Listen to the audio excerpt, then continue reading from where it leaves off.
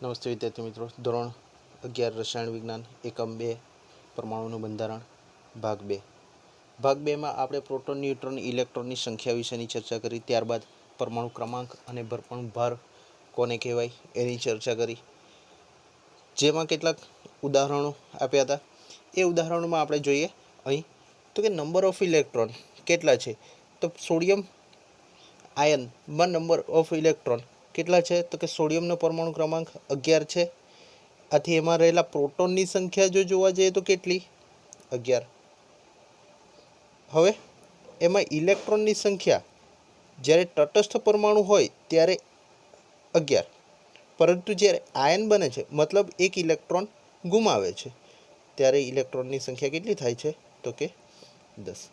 આમ સોડિયમ આયનમાં ઇલેક્ટ્રોનની સંખ્યા કેટલી થશે, તો 10. તો સોડિયમ પરમાણુમાં ઇલેક્ટ્રોનની સંખ્યા પૂછે તો 11. બરાબર છે. હવે પોટેશિયમ આયનની વાત કરીએ તો પોટેશિયમનો પરમાણુ ક્રમાંક છે 19, મતલબ એમાં રહેલા પ્રોટોનની સંખ્યા કેટલી? 19.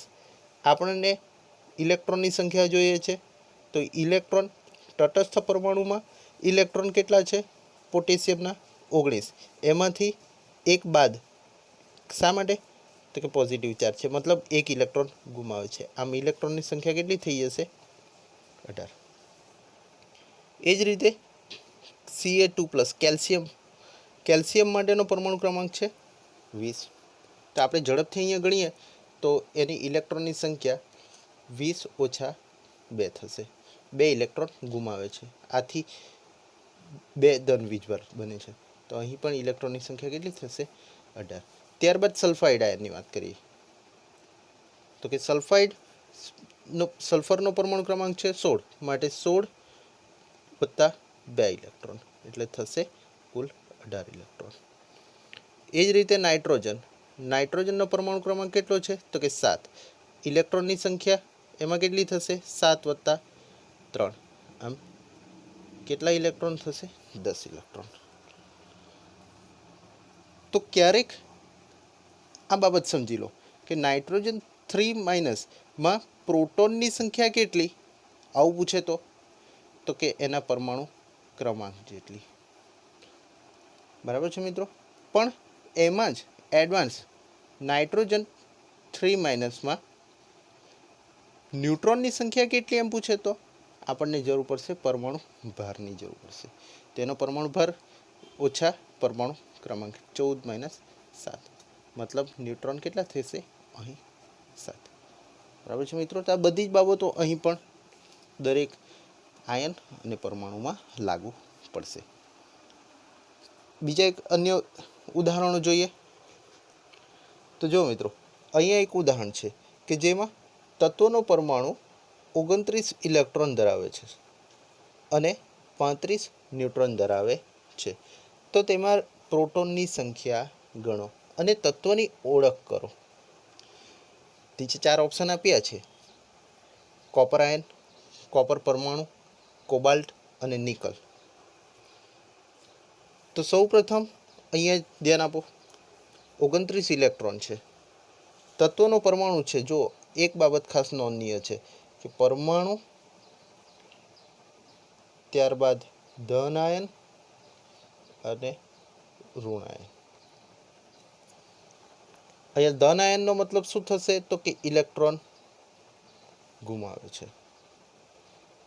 ઋણ આયન ઇલેક્ટ્રોન મેળવે. એટલે આ ખાસ નોંધનીય બાબત છે. અહીં 29 ઇલેક્ટ્રોન, મતલબ કે ઇલેક્ટ્રોનની સંખ્યા 29 છે. હવે તટસ્થ પરમાણુ છે, કારણ કે અહીં આયન શબ્દનો ઉલ્લેખ કર્યો નથી. તો આયન તરીકે જો ઉલ્લેખ ના કર્યો હોય તો ઓપ્શન તો આવી જ ન શકે પહેલું, એટલે બાકી રહે આટલા. હવે જો પરમાણુ ક્રમાંક આપણે સરળતાથી જો જાણતા હોઈએ તો સીધા જ લખી શકીએ. અહીં જેટલા પ્રોટોન છે એટલા જ ઇલેક્ટ્રોન અને જેટલા ઇલેક્ટ્રોન છે એટલા જ પ્રોટોન, કારણ તટસ્થ પરમાણુ છે. અહીં પરમાણુ કેવો છે? તટસ્થ છે. હા, બરાબર. તટસ્થ પરમાણુ માટે મતલબ પ્રોટોનની સંખ્યા શું રિપ્રેઝન્ટ કરે, તો કે પરમાણુ ક્રમાંક. પરમાણુ ક્રમાંક કેટલો છે તો કે 29. બીજી બાબત શું છે કે 35 ન્યુટ્રોન ધરાવે છે. હવે આપણે એક બાબત ખાસ બીજી, તો પ્રોટોન અને ન્યુટ્રોનની કુલ સંખ્યા એટલે શું થઈ જશે, એનો પરમાણુ ભાર થઈ જાય. બરાબર છે, જેની આપણને અહીંયા જરૂર છે નહીં. તો પ્રોટોનની સંખ્યા મળી ગઈ. હવે તત્વની ઓળખ કરવાની છે. તો કે પરમાણુ ક્રમાંક 29 ધરાવતો હોય એવું તત્વ કોણ, તો કે કોપર. બરાબર છે, તો Cu29. એનાથી આગળ વિશેષ ક્યારેક એવું પૂછે તો કે એનું પરમાણુ દળ કેટલું, તો આપણે શું કરવું પડે, તો કે પ્રોટોન અને ન્યુટ્રોનની કુલ સંખ્યા ગણવી પડે. તો પ્રોટોન કેટલા થયા 29, ન્યુટ્રોન કેટલા થયા તો કે 35. બરાબર છે, 64. આ આપણો આન્સર રહેશે. એ જ પ્રકારે અહીં તમે જાતે ટ્રાય કરો. તત્વનો પરમાણુ 30 ઇલેક્ટ્રોન ધરાવે છે, નો પરમાણુ ભાર 65 છે. તો ન્યુટ્રોનની સંખ્યા ગણો. અહીંયા પ્રોટોનની છે, અહીંયા ન્યુટ્રોનની સંખ્યા ગણવાની છે, અને તત્વ કયું હશે એ શોધો. બરાબર છે મિત્રો. બીજા અન્ય ઉદાહરણ જોઈએ. તો એ પહેલાં ટ્રાય યોરસેલ્ફ. હવે મિત્રો એક્સરસાઇઝ 2.43નું એક ઉદાહરણ જોઈએ. તો દળ ક્રમાંક 37 ધરાવતો આયન, શબ્દ ઉપર ધ્યાન આપજો, આયન 1 એકમ ઋણભાર ધરાવે છે. જો આયન ઇલેક્ટ્રોન કરતાં 11.1% વધારે ન્યુટ્રોન ધરાવે તો આયનની સંજ્ઞા દર્શાવો. હવે આયનમાં રૂપાંતરિત ક્યારે થાય કે જો કોઈ તત્વ છે એ તત્વ ક્યાં તો એના પરમાણુમાંથી ઇલેક્ટ્રોન ગુમાવે અથવા તો ઇલેક્ટ્રોન મેળવે. હવે શું કીધું છે અહીંયા, ઋણભાર ધરાવે છે. મતલબ કે કોઈ તત્વ છે એ તત્વ કેટલા એકમ, 1 એકમ ઋણભાર ધરાવે છે. મતલબ અહીં 1 ઇલેક્ટ્રોન મેળવતું હશે. બરાબર છે મિત્રો. તો આ એક આયન થઈ ગયો આપણી પાસે, કોઈ XYZ આયન હશે. આ તત્વનું પરમાણુ માટેની સંજ્ઞા. હવે દળ ક્રમાંક 37 છે, મતલબ અહીં આપણને એ આપ્યો છે દળ ક્રમાંક. શું આપ્યું છે તો કે દળ ક્રમાંક એ આપ્યો છે. કેટલો 37. આપણે શું શોધવાની છે, આયનની સંજ્ઞા. મતલબ કે આપણે આ એક્સ પણ શોધવાનું છે. એક્સ શું છે, કોઈ તત્વનો પરમાણુ ભાર, તત્વનો પરમાણુ, એની એ જે સંજ્ઞા છે તત્વની એ શોધવાની છે. અને સાથે સાથે કેવી રીતે મળશે તો કે આપણે ઝેડ શું છે, કારણ કે જ્યારે પરમાણુ ક્રમાંક મેળવીશું તો જ આપણને ખ્યાલ આવશે કે કયું તત્વ છે. ખ્યાલ આવે છે મિત્રો. અહીંયા એક બાબત ખાસ ધ્યાન પર રાખજો. બીજી કે આયન ઇલેક્ટ્રોન કરતાં 11.1% વધારે ન્યુટ્રોન ધરાવે છે. દાખલામાં ઘણી બાબત સમજવા જેવી છે. ઘણા બધા ડેટા મેળવવા પડશે, કારણ અહીં કોઈ પણ પ્રોટોનની સંખ્યા નથી આપી, ન્યુટ્રોનની સંખ્યા નથી આપી, અને ઇલેક્ટ્રોનની સંખ્યા પણ નથી આપી મિત્રો. માત્ર એટલું કહેવામાં આવ્યું છે કે આયન છે જે 1 એકમ ઋણભાર ધરાવે છે. બરાબર છે મિત્રો. તો આ બધા જ ડેટા આપણે મેળવવા પડશે. એક જ બાબત આપી છે, કઈ એ. હવે આ તત્વ કયું છે એના માટે આપણે શેની જરૂર પડે તો કે પરમાણુ ક્રમાંકની જ જરૂર પડે. એક પછી એક ડેટા આપેલા છે એને આપણે સમજતા જઈએ. ધારો કે અહીંયા આપણે ધારણા કરવી પડશે. પ્રોટોનની સંખ્યા જાણવી છે. પ્રોટોનની સંખ્યા ડાયરેક્ટ સીધી મળશે નહીં. શું કરવું પડશે મિત્રો તો કે ઇલેક્ટ્રોનની સંખ્યા ધરવી પડશે કેટલી છે, કારણ કે અહીં એટલું કહેવામાં આવ્યું છે કે 1 એકમ ઋણભાર ધરાવે છે. બરાબર છે. તો ધારો કે આયનમાં ઇલેક્ટ્રોનની સંખ્યા બરાબર એક્સ. દળ ક્રમાંક 37 છે. હવે બીજી એક બાબત કે જો આયન ઇલેક્ટ્રોન કરતાં 11.1% વધારે ન્યુટ્રોન ધરાવે છે, મતલબ અહીંયા ન્યુટ્રોનની સંખ્યા મળી છે. શું મળી છે? તો અહીંયા સમજો તો કે આયનમાં ન્યુટ્રોનની સંખ્યા બરાબર ઇલેક્ટ્રોન એક્સ કરતાં વધારે કેટલા ન્યુટ્રોન? તો કે 11.1. હવે પર્સન્ટેજ છે, અહીં આપણે ડિવાઈડ કરીશું એક્સ વડે. 11.1 ડિવાઇડેડ બાય 100 ઇન્ટુ એક્સ. આ પદ ખાસ સમજવા જેવું છે. અહીંયા આનું અર્થઘટન થાય છે આયન ઇલેક્ટ્રોન કરતાં 11.1% વધારે ન્યુટ્રોન ધરાવે છે. આનું અર્થઘટન છે. એટલે એક્સ વત્તા 0.111 એક્સ બરાબર થશે 1.111 એક્સ. તો આ આયનમાં ન્યુટ્રોનની સંખ્યા થઈ. પરંતુ એક બાબત બીજી નોંધનીય છે કે આપણે હંમેશા ચર્ચા કરી છે કે ઋણભાર ધરાવે છે. ઋણભાર ધરાવે છે મતલબ કે પરમાણુ તટસ્થ પરમાણુમાંથી ઇલેક્ટ્રોન અહીં ઉમેરાશે. કેટલો ઉમેરાશે? 1 એકમ. તો અહીંયા સમજો તો આપણે આ પ્રકારે લખી શકીએ તો કે તટસ્થ પરમાણુમાં ઇલેક્ટ્રોનની સંખ્યા બરાબર એક્સ માઇનસ 1. કેમ? તો કે તટસ્થ પરમાણુમાંથી એક ઇલેક્ટ્રોન, અહીં તો એકચ્યુઅલ બાદ જ કરવું પડશે. માટે તટસ્થ પરમાણુમાં પ્રોટોન પ્લસની સંખ્યા પણ એક્સ માઇનસ 1 થશે. કારણ કે તટસ્થ પરમાણુમાં હંમેશા પ્રોટોન અને ઇલેક્ટ્રોનની સંખ્યા કેવી રહે છે? સમાન રહે છે. આટલું સ્ટેપ મિત્રો ખાસ અગત્યનું છે અહીંયા. હવે આ સંખ્યા ક્યાંથી મેળવીશું? તો એના માટે આપણી પાસે છે દળ ક્રમાંક. દળ ક્રમાંક એ બરાબર શું થશે?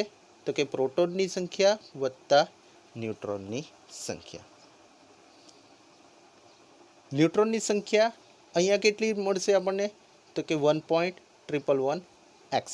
બીજી એક બાબત કે તટસ્થ પરમાણુ હોય કે પછી આયન બન્યો હોય તેમાં ન્યુટ્રોનની સંખ્યા કેવી રહેશે? સમાન જ રહેશે. ન્યુટ્રોનની સંખ્યામાં કોઈ પણ પ્રકારનો ફેરફાર થશે નહીં. તો પરમાણુ ભાર કેટલો છે? 37. પ્રોટોન કેટલા છે? તો કે તટસ્થ પરમાણુ માટે એક્સ માઇનસ 1. અને ન્યુટ્રોન કેટલા છે? તો કે 1.111 એક્સ. હવે 37 પ્લસ 1 અને અહીંયા થશે x plus 1.111 x. Therefore 38 equal to 2.111 x. Therefore 38 equal to 38 divided by 2.111 equal to x. માટે x બરાબર અહીં લખી શકીએ 18. એપ્રોક્સ આવ્યો છે. આ જે થઈ ગઈ એ શું થઈ ગઈ? આ x મળ્યો. x મતલબ આયનમાં ઇલેક્ટ્રોનની સંખ્યા મળી. આયનમાં ઇલેક્ટ્રોનની સંખ્યા બરાબર 18. હજી મિત્રો આપણો દાખલો પૂરો નથી થયો. કારણ આપણે તો એક્સ શોધ્યા, આપણને શું જોઈએ? ઝેડ જોઈએ. ઝેડ મતલબ પરમાણુ ક્રમાંક જોઈએ. પરમાણુ ક્રમાંક ક્યાંથી મળે? પ્રોટોનની સંખ્યા ઉપરથી. બરાબર છે. તો પ્રોટોનની સંખ્યા શું દર્શાવે? તો કે ઝેડ દર્શાવે પરમાણુ ક્રમાંક. તો અહીં પ્રોટોનની સંખ્યા બરાબર એક્સ માઇનસ 1. એક્સ કેટલા થયા? 18 ઓછા 1 બરાબર 17। હવે આ પ્રોટોનની સંખ્યા એને આપણે શું કરીએ તો કે આપણો થઈ ગયો પરમાણુ ક્રમાંક Z બરાબર 17। આ પરમાણુ ક્રમાંક ચોક્કસ તત્વનો નિર્દેશ કરે હંમેશા કે પરમાણુ ક્રમાંક 17 એ કયું તત્વ છે તો કે ક્લોરીન। ધ્યાન આવે છે મિત્રો? આયન, હવે આયન શબ્દ વાપર્યો છે મતલબ અહીંયા એક્સની જગ્યાએ શું મળ્યું આપણને Cl ક્લોરીન, એક ઋણ ભાર ધરાવે છે અને પરમાણુ ક્રમ ભાર કેટલો છે તો કે 37। બરાબર છે મિત્રો? તો આ થઈ ગયો ક્લોરાઇડ આયન। શું થઈ ગયો? ક્લોરાઇડ આયન કે જેની સંજ્ઞા Cl માઇનસ છે।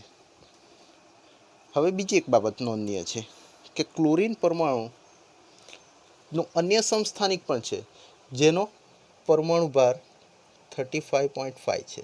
એટલે મિત્રો 37, 35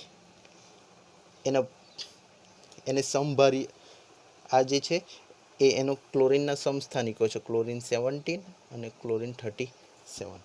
બરાબર છે મિત્રો? એના સમસ્થાનિકો છે આ।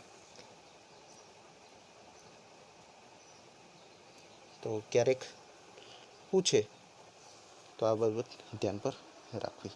તો આ દાખલામાં ખાસ અગત્યની બાબત છે। બીજા એવા અન્ય બે ઉદાહરણો છે આપણી સમક્ષ।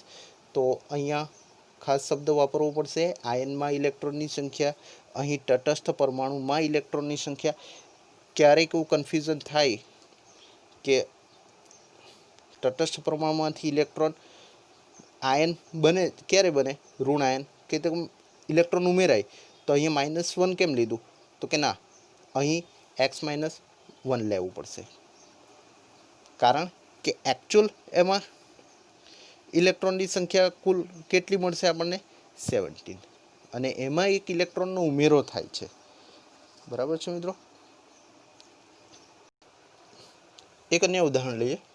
દળ ક્રમાંક 56 ધરાવતા આયનના, અહીંયા પણ શબ્દ કોમન છે આયનના, ધનભારના 3 એકમ ધરાવે છે।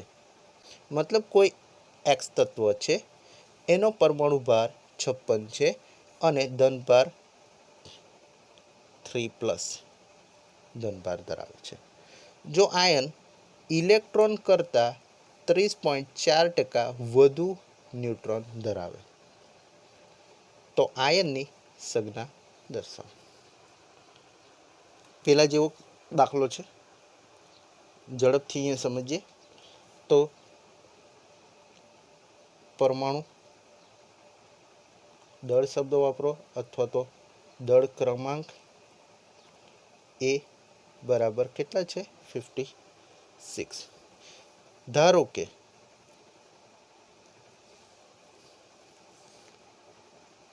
આયનમાં ઇલેક્ટ્રોનની સંખ્યા બરાબર x। કયો આયન? X3+, કોઈ XYZ જે કોઈ હોય। હવે એમાં ન્યુટ્રોનની સંખ્યા તો અહીંયા લખીશું આયનમાં ન્યુટ્રોનની સંખ્યા બરાબર શું થશે? ઇલેક્ટ્રોનની સંખ્યા x, એના કરતાં 30.4%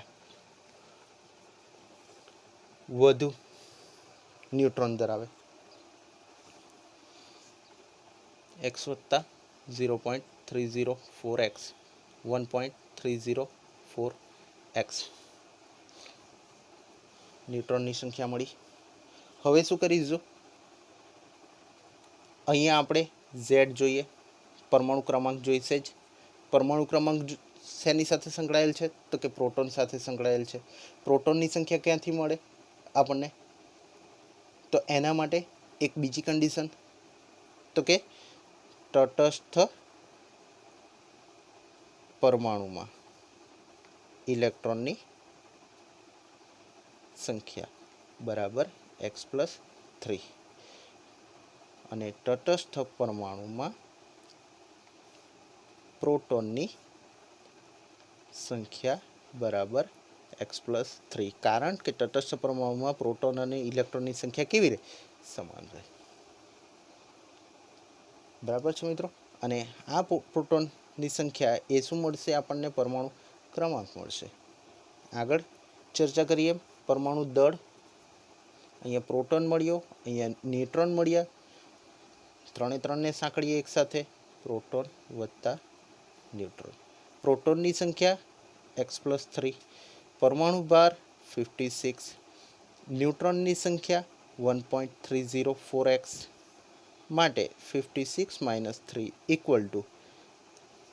આ બેનો સરવાળો કરીશું 2.304x, માટે 53 = 2.304x, માટે x બરાબર 53 / 2.304x, માટે x બરાબર એપ્રોક્સિમેટલી 23 જેટલું આવશે. હવે આ શું થયું? તો કે આયનમાં ઇલેક્ટ્રોનની સંખ્યા અહીં મળી ગયો x. આગળ જોઈએ. આપણને જરૂર છે z, પરમાણુ ક્રમાંકની જરૂર છે. તો અહીંથી મળશે પ્રોટોનની સંખ્યા બરાબર x+3. x 23 + 3 થઈ ગયા 26. પ્રોટોનની સંખ્યા. પ્રોટોનની સંખ્યા શું દર્શાવે? તો કે પરમાણુ ક્રમાંક z બરાબર 26. 26 પરમાણુ ક્રમાંક ધરાવતું હોય એવું તત્વ કયું? તો કે Fe, આયન, ફેરસ. બરાબર છે મિત્રો. હવે બીજી એક નોંધનીય બાબત છે અહીંયા, તો કે આયન એની સંજ્ઞા Fe. શા માટે? તો કે એ લેટિન વર્ડ ફેરમ પરથી આવ્યું છે. શેના ઉપરથી આવ્યું છે? ફેરમ ઉપરથી આવ્યું છે. લેટિન વર્ડ છે ફેરમ. એટલે આયનની સંજ્ઞા Fe શા માટે આવી? તો લેટિન નામ પર છે એનું ફેરમ, અને એના ઉપરથી સંજ્ઞા આવી છે. પરમાણુ ક્રમાંકને હંમેશા આ તરફ લખાય, Fe 56. બીજી વાત +3. તો આ થઈ ગયું આપણું ફાઇનલ એની સંજ્ઞા. બીજી એક બાબત ખાસ જો ચેક કરવી હોય તો અહીં જો ઇલેક્ટ્રોનની સંખ્યા તટસ્થ પરમાણુમાં આ રીતે હોય 26 અને 56. તટસ્થ પરમાણુ માટેની વાત કરીએ છીએ અહીંયા. તટસ્થ બરાબર છે. મતલબ અહીંયા ઇલેક્ટ્રોનની સંખ્યા કેટલી? 26 તટસ્થ પરમાણુ માટે. પણ જ્યારે આયન બને છે Fe3+, મતલબ 3 ઇલેક્ટ્રોન શું કરશે? ગુમાવશે. એટલે ઇલેક્ટ્રોનની સંખ્યા 26 - 3 બરાબર શું થશે? 23. આવી ગઈ મિત્રો. આ રીતે પણ આપણે અહીં ચેક કરી શકીએ. એટલે જ્યારે કન્ફ્યુઝન અહીંયા થતી હોય તો સ્વાભાવિક વાત છે આ જગ્યાએ આવીને ક્લેરિફાઈ થઈ જાય. બરાબર છે મિત્રો. એક અન્ય ઉદાહરણ છે. દળ ક્રમાંક 81 ધરાવતું તત્વ પ્રોટોનની સરખામણીમાં 31.7 વધુ ન્યુટ્રોન ધરાવે છે, તો પરમાણુની સંજ્ઞા દર્શાવો. બે ઉદાહરણ કર્યા છે. એક ઉદાહરણ ટ્રાય યોરસેલ્ફ. દળ ક્રમાંક અહીં 81 આપ્યો છે. આપણે કોઈ તત્વ છે એ તત્વમાં બીજી એક બાબત ખાસ નોંધનીય છે, અહીંયા કશે પણ આયનનો ઉલ્લેખ નથી. એટલી બાબત ખાસ ધ્યાન પર રાખવી. અન્ય ઉદાહરણ જોઈએ આપણે. 1 મોલ મિથેનમાં રહેલ ઇલેક્ટ્રોનની સંખ્યા ગણો. હવે આગળ આપણે મોલની ચર્ચા કરી હતી તો કે એક મોલ પરમાણુની સંખ્યા એ એના એવોગેડ્રો આંક જેટલી થાય. એક મોલ પરમાણુ, બરાબર છે. આને જ ધ્યાન પર રાખી આપણે અહીં ઇલેક્ટ્રોનની સંખ્યા ગણીશું. એટલે પહેલું ચેપ્ટરને પણ ધ્યાન પર રાખવાનું જ છે આની સાથે. હવે મિથેન, મિથેનનું અણુસૂત્ર છે CH4, બરાબર. એમાં ઇલેક્ટ્રોનની સંખ્યા ગણવાની છે. Proton, neutron, electron. અત્યાર સુધી આપણે દળ આપ્યું હોય તો એના મોલ ગણતા હતા અને મોલમાં પરમાણુની સંખ્યા ગણતા હતા. હવે ઇલેક્ટ્રોનની સંખ્યા ગણવાની છે. તો બહુ ઝાઝો ફેર નથી. અહીંયા જોઈએ શું કરવું પડશે આપણે, તો કે મિથેનમાં ઇલેક્ટ્રોનની સંખ્યા ગણવી પડશે. કેવી રીતે ગણીશું, તો કે જુઓ અહીંયા કાર્બન અને 4 હાઇડ્રોજન છે. હવે કાર્બનનો પરમાણુ ક્રમાંક તટસ્થ પરમાણુ છે અહીં, એટલા માટે કાર્બનમાં પ્રોટોનની સંખ્યા 6. જેટલા પ્રોટોન એટલા જ ઇલેક્ટ્રોન. ધ્યાન આવે છે. તો અહીં આપણે શું લખીશું, ઇલેક્ટ્રોનની સંખ્યા જુઓ મિત્રો 6. પરમાણુ ભાર નથી, કારણ કે આપણે આગળ અણુભાર વિશેની ચર્ચા કરી ગયા છે, જેમાં આ જ પ્રકારે ઉલ્લેખ કરતા હતા, પણ એ પરમાણુ ભાર લખતા હતા. અહીંયા આપણે શું લખીશું, પ્રોટોન ઇલેક્ટ્રોનની સંખ્યા. અહીં ઇલેક્ટ્રોનની સંખ્યાની ગણતરી કરવી છે, તો ઇલેક્ટ્રોનની સંખ્યા કેટલી થશે, 6. હાઇડ્રોજન, હાઇડ્રોજનનો પરમાણુ ક્રમાંક 1, માટે એમાં એવા 4 પરમાણુ છે, તો કુલ 4 થઈ જશે. તો 6 + 4 એટલે 10 ઇલેક્ટ્રોન. એક ભેદ ફરી પાછો સમજાવું છું મિથેન માટે, તો કે અણુભાર ગણવો હોય ત્યારે આપણે એનું પરમાણુય દળ ગણવું પડે. એટલે કાર્બનનું પરમાણુય દળ 12 અને હાઇડ્રોજનનું 1. આમ 12 + 4 = 16 ગ્રામ પ્રતિ મોલ. આ અણુભાર છે. અહીંયા ઇલેક્ટ્રોનની સંખ્યા દર્શાવી છે મિત્રો, ખાસ ધ્યાન પર રાખજો, કન્ફ્યુઝન ના થાય. હવે આનો મતલબ શું થયો, તો કે 10 મોલ ઇલેક્ટ્રોન. CH4માં ઇલેક્ટ્રોનની સંખ્યા 10 એટલે 10 મોલ ઇલેક્ટ્રોન થયો, બરાબર છે. હવે એક બીજી બાબત, તો કે 1 મોલ મિથેનમાં ઇલેક્ટ્રોનની સંખ્યા એના એવોગેડ્રો નંબર જેટલી જ થાય. એવોગેડ્રો નંબર એટલે 6.022 × 10⁻23 જેટલી. માટે અહીંયા 10 મોલ છે, એના બરાબર શું થશે, તો કે 10 × 6.022 × 10⁻23 બરાબર 6.022 × 10⁻24. કારણ 10નો ઘાતાંક 1 છે અને જ્યારે આધાર સરખાય તો એનો ઘાતાંકનું શું થાય, સરવાળો થશે અહીંયા 24. મતલબ 10 મોલ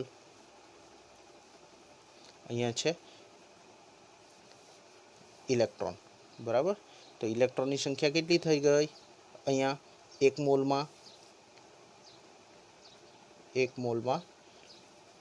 1 મોલ મિથેનમાં ઇલેક્ટ્રોનની સંખ્યા 1 મોલમાં 10 મોલ ઇલેક્ટ્રોન છે. અહીંયા મિત્રો આ વસ્તુ ખાસ ધ્યાન પર રાખજો. એમાં ઇલેક્ટ્રોનની સંખ્યા,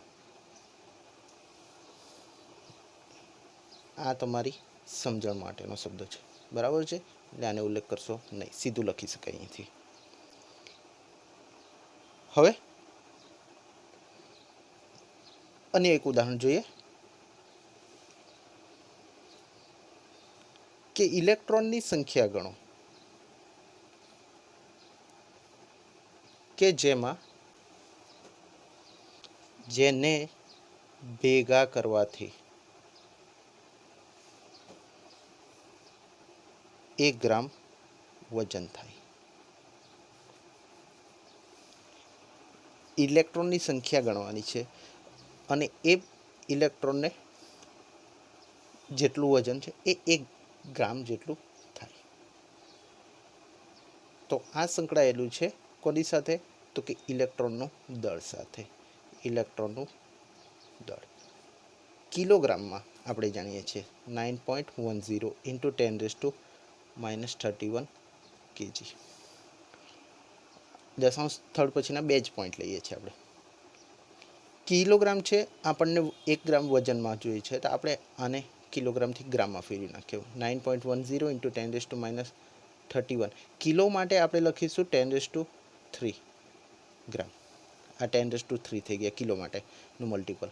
9.10 ઇન્ટુ -31 +3 -28 ગ્રામ.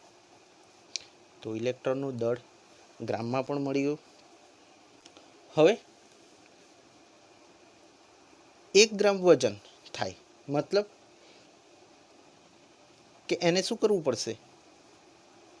ભાગાકાર કરવો પડશે. કોના વડે? તો કે જે ઇલેક્ટ્રોનનું દળ છે એના વડે. મતલબ તો કે નંબર ઓફ ઇલેક્ટ્રોનની સંખ્યા કે જેનું વજન 1 ગ્રામ બરાબર 1/9.10 ઇન્ટુ 10⁻28 બરાબર જે જવાબ આવે એટલા થશે ઇલેક્ટ્રોન. ઓકે મિત્રો, આનો ભાગાકાર કરી શકશો તમે. હવે આગળ ઉદાહરણ જોઈએ જેમાં 1 મોલ ઇલેક્ટ્રોનનો ભાર, અહીંયા શબ્દ વાપરીશું વીજભાર, અને દળ ગણો. 1 મોલ ઇલેક્ટ્રોન આગળ પણ આપણે ચર્ચા કરી. 1 મોલ ઇલેક્ટ્રોન બરાબર શું થશે? Avogadro number. બીજી બાબત દળ છે, તો દળ ઇલેક્ટ્રોનનું એ પણ આપણે ચર્ચા કરી. અહીંયા જોઈએ આપણે વારાફરતી. તો ઇલેક્ટ્રોનનું દળ કેટલું છે? 9.10 ઇન્ટુ 10⁻31 kg. આ એક ઇલેક્ટ્રોનનું દળ. 1 મોલ ઇલેક્ટ્રોન એના બરાબર શું થાય? એવોગાડ્રો આંક 6.022 ઇન્ટુ 10⁻23. મતલબ કે 1 મોલ ઇલેક્ટ્રોનનું દળ બરાબર શું થશે? આની સાથેનો ક્રોસ મલ્ટિપ્લિકેશન. આની સાથેનું ક્રોસ મલ્ટિપ્લિકેશન થશે. તો કે 9.10 ઇન્ટુ 10⁻31 ઇન્ટુ 6.022 ઇન્ટુ 10⁻23. અને જે જવાબ આવે એ થશે એના કિલોગ્રામ. કારણ અહીંયા આપણે દળ શેમાં લીધું છે? કિલોગ્રામમાં લીધું છે. એટલે 1 મોલ ઇલેક્ટ્રોનનું દળ મળી જશે. હવે આગળ વીજભારની ચર્ચા કરીએ. તો કે 1 ઇલેક્ટ્રોન પરનો વીજભાર, અને આપણે જાણીએ છીએ 1.6022 ઇન્ટુ 10⁻19 કુલમ. બીજી એક બાબત ખાસ નોંધનીય છે, વીજભાર અહીં 1.60 ઇન્ટુ 1.6022 ઇન્ટુ 10⁻19 કુલમ જ રાખીશું. પોઝિટિવ નેગેટિવની અહીં ચર્ચા કરીશું નહીં. એ તો માત્ર વીજભાર, ઋણ વીજભાર અને ધન વીજભારની બાબત છે. ધન વીજભાર પ્રોટોનમાં હોય અને અહીંયા ઇલેક્ટ્રોન માટે ઋણ વીજભાર હોય. એ માત્ર એની સાઇન દર્શાવે છે. તો અહીં એનો વીજભાર આટલો જ રહેશે. હવે 1 મોલ ઇલેક્ટ્રોન પરનો વીજભાર કેટલો થશે? તો કે એને શેના વડે ગુણાકાર કરીશું? એવોગેડ્રો આંક વડે. એટલે 6.022 ઇન્ટુ 10⁻23 ઇન્ટુ 1.6022 ઇન્ટુ 10⁻⁻19. હવે આ જે કંઈક ગુણાકાર આવે એનો એકમ શું આવશે? કુલંબ. વીજભારનો એકમ શું થશે? કુલંબ. બરાબર છે મિત્રો. આગળ જેમ જેમ આગળ વધતા જઈએ છે તેમ તેમ દરેકે દરેક ઉદાહરણમાં નવા નવા વેરિએશન આવતા જશે. જોઈએ તો એસટીપી એ 34 મિલીગ્રામ એમોનિયામાં પ્રોટોનની સંખ્યા ગણો.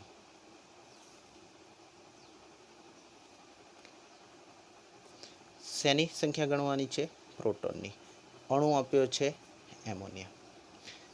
પહેલા એસટીપી. એસટીપી એક પરિસ્થિતિ છે. કઈ? તો કે સ્ટાન્ડર્ડ ટેમ્પરેચર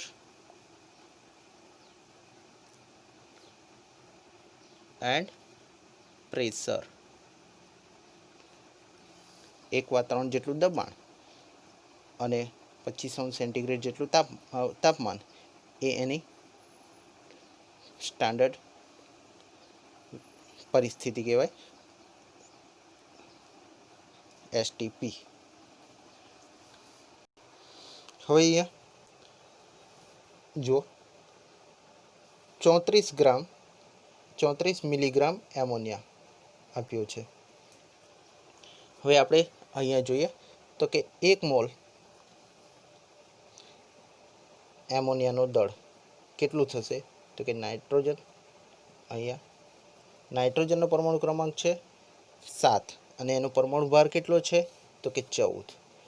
અહીંયા હાઇડ્રોજનનો પરમાણુ ભાર 1 એટલે 14 ને 3 17. શું થઈ જશે? ગ્રામ NH3.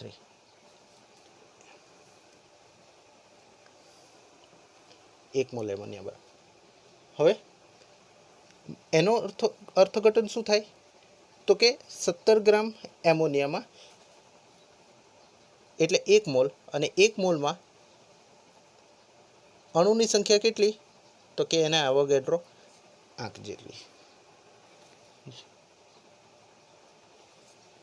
હવે એમોનિયાનો એક અણુ NH3 એમોનિયા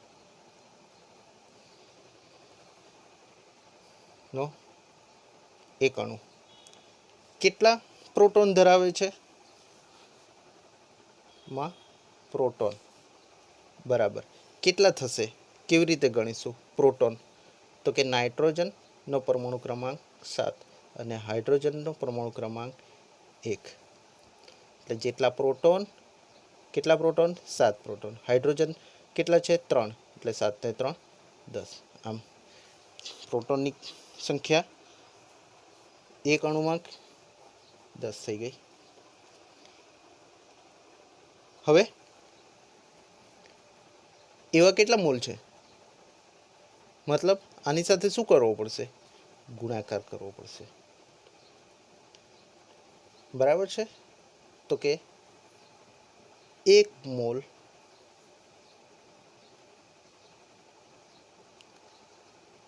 NH3 માં પ્રોટોનની સંખ્યા બરાબર અહીંયા 10 સાથે ગુણાકાર કરવો પડશે એનો એવોગેડ્રો આંક સાથે.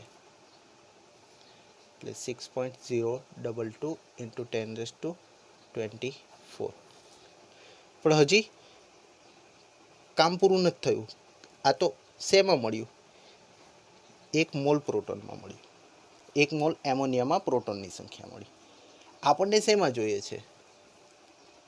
34 મિલીગ્રામમાં. એટલે 17 ગ્રામ માટે મળી ગયા, પરંતુ આપણને જોઈએ છે આ 17 ગ્રામ માટે કહેવાય. 1 મોલ બરાબર કેટલું વજન થાય? 17 ગ્રામ એમોનિયા. મતલબ કે 17 ગ્રામ એમોનિયા 6.022 ઇન્ટુ 10⁻²4 પ્રોટોન ધરાવે. માટે 34. હવે અહીંયા મિલીગ્રામ છે, તો આપણે મિલીગ્રામને મિલી 10⁻³ ગ્રામમાં ફેરવી નાખીએ. એટલે 10⁻³ ગ્રામ એમોનિયા. શું કરીશું? તો કે ક્રોસ મલ્ટિપ્લિકેશન કરીશું. 34 into 10⁻³ into 6.022 into 10⁻²4 divided by 17. Cancel થશે 2. એટલે 12.044 ઇન્ટુ 10⁻²4 - 3 એટલે થશે 21 પ્રોટોન. એટલે 34 મિલીગ્રામ એમોનિયામાં પ્રોટોન બરાબર 12.044 ઇન્ટુ 10⁻²1. આ થઈ ગયો ફાઇનલ આન્સર. હવે મિત્રો અહીંયા જોઈએ, નીચે પૈકી કયો વિકલ્પ સમ ઇલેક્ટ્રોનીય સ્પીસીસ ધરાવે છે? સ્પીસીસ સમજો જેમાં અણુ, પરમાણુ, આયનનો સમાવેશ થયો હોય, ફ્રી રેડિકલનો સમાવેશ થયો, આ બધું સ્પીસીસમાં. અહીંયા જોઈશું 4 વિકલ્પ આપ્યા છે, જેમાં અણુ છે, સંયોજન છે, આયન છે, પરમાણુ છે, વિવિધ. જેમાં આપણે શું કરવું પડશે? સમ ઇલેક્ટ્રોનીય સ્પીસીસ. હવે સમ ઇલેક્ટ્રોનીય સ્પીસીસનો મતલબ સમજો. સમ ઇલેક્ટ્રોનીય કે જે સ્પીસીસ, કઈ સ્પીસીસની મતલબ અણુ, પરમાણુ કે આયન સમાન ઇલેક્ટ્રોન ધરાવતા હોય, સમાન ઇલેક્ટ્રોન ધરાવતા હોય તેને સમ ઇલેક્ટ્રોનીય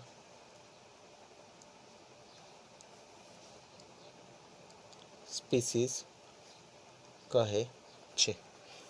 અંગ્રેજીમાં એને કહીશું આઇસોઇલેક્ટ્રિક. આઇસો મતલબ સમાન, ઇલેક્ટ્રિક, અહીં ઇલેક્ટ્રોનિયનો મતલબ થશે ઇલેક્ટ્રોન, સમાન ઇલેક્ટ્રોન ધરાવતો હોય. તો આ દરેક સંયોજન, અણુ કે પછી પરમાણુ કે આયનમાં આપણે ઇલેક્ટ્રોનની સંખ્યા ગણવી પડશે. અહીંયા જુઓ, ઓપ્શન એ નાઇટ્રોજન અણુ છે, જે 2 પરમાણુ, નાઇટ્રોજનના 2 પરમાણુથી બનેલ છે. નાઇટ્રોજનનો પરમાણુ ક્રમાંક 7 છે, એટલે એમાં પ્રોટોન અને ઇલેક્ટ્રોનની સંખ્યા સમાન. કેટલી? એના પરમાણુ ક્રમાંક 7 + 7, મતલબ ઇલેક્ટ્રોન કેટલા થઈ ગયા? 14. મતલબ 3 એ 3માં હવે આ બે જે સંયોજન, એક સંયોજન છે, એક આયન છે, એમાં પણ શું કરવું પડશે? ઇલેક્ટ્રોનની સંખ્યા 14 જ આવવી જોઈએ. ચેક કરી લો. કાર્બન ડાયોક્સાઇડ, તો કે કાર્બન, ઓક્સિજન અને ઓક્સિજન. કાર્બનનો પરમાણુ ક્રમાંક 6, ઓક્સિજન 8, ઓક્સિજન 8. પ્રોટોન, ઇલેક્ટ્રોન કેટલા થશે? તો કે 6 + 8 + 8, 8 ને 6 14 ને 8 22 ઇલેક્ટ્રોન. અહીંયા જ ખબર પડી ગઈ આમ જોવા જઈએ તો કે આ તો છે જ નહીં ઓપ્શન, પણ તેમ છતાં સાયનાઇડ આયન માટે ગણી લઈએ, સંકીર્ણ છે અહીંયા. તો કે કાર્બન 6 અને નાઇટ્રોજન 7. બીજી વાત, આયન છે, માઇનસ છે, તો મતલબ એક ઇલેક્ટ્રોનનો ઉમેરો, 6 + 7 + 1 બરાબર 14 ઇલેક્ટ્રોન. તો અહીં માત્ર આ જ ઓપ્શન ન માં 22 ઇલેક્ટ્રોન છે, ના કારણે આ સમ ઇલેક્ટ્રોનની સ્પીસીસ, આ વિકલ્પ ખોટો છે. બી, નાઇટ્રોજન, માત્ર નાઇટ્રોજન પરમાણુ આપ્યો છે, અહીંયા સમજજો, માત્ર નાઇટ્રોજન, મતલબ ઇલેક્ટ્રોન કેટલા થશે? 7. H2S માટે તો હાઇડ્રોજન અને સલ્ફર, આ રીતે 1 + 1 + 16 18 ઇલેક્ટ્રોન. તો આ જગ્યાએ પણ સમજી શકાય કે આ ઓપ્શન નથી જ, તેમ છતાં પણ કાર્બન મોનોક્સાઇડ સંયોજન માટે પણ આપણે ગણી લઈએ. કાર્બન વત્તા ઓક્સિજન, કાર્બન માટે 6, ઓક્સિજન માટે 8, એટલે 14 ઇલેક્ટ્રોન. 7, 8 અને 14, આ ઓપ્શન પણ નથી. સી ઓપ્શન ચેક કરો, નાઇટ્રોજન અણુ આવી ગયો, એમાં ઇલેક્ટ્રોનની સંખ્યા કેટલી છે? 14. કાર્બન મોનોક્સાઇડ, એમાં ઇલેક્ટ્રોનની સંખ્યા કેટલી છે? 14. સાયનાઇડ સંકીર્ણ છે, આયન, તો કેટલી છે? 14. જો 3 સ્પીસીસ સમાન ઇલેક્ટ્રોન ધરાવે છે, 14 અને 14 ઇલેક્ટ્રોન, માટે આ ઓપ્શન સાચો છે. અહીંયા પણ ચેક કરી લઈએ.